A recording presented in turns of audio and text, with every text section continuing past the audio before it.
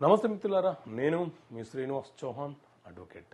మిత్రులారా, ఏదైనా ఒక సివిల్ కేసు మనం న్యాయస్థానంలో ఫైల్ చేసినప్పుడు ఆ కేసును న్యాయస్థానము రద్దు చేస్తే తిరిగి ఫైల్ చేయవచ్చా, లేదా మనం తిరిగి ఆ కేసును విత్డ్రా చేసుకునే క్రమంలో తిరిగి ఫైల్ చేయవచ్చా, అసలు ఎలా ఉంటుంది, చట్టం ఏం చెప్తుంది?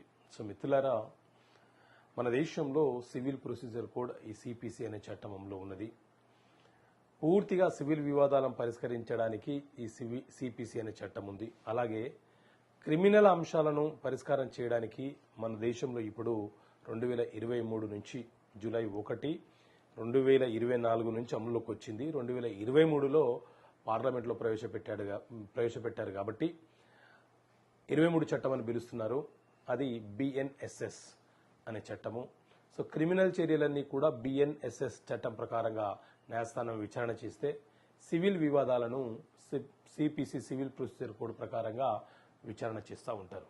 అయితే ఏదైనా ఒక సివిల్ కేసు మనం న్యాయస్థానంలో ఫైల్ చేసినప్పుడు న్యాయస్థానము ఆ కేసును విచారణ ప్రారంభించి ఏదైనా కారణంతో, అంటే కాజ్ ఆఫ్ యాక్షన్ లేదని, కోర్టు ఫీజు చెల్లించలేదని, ఇంకా ఏదైనా బలమైన కారణంతో కేసును కనుక కొట్టివేస్తే, రద్దు చేస్తే తిరిగి అదే కేసును మనము ఆ న్యాయస్థానంలో ఫైల్ చేయడానికి అవకాశం ఉండదు.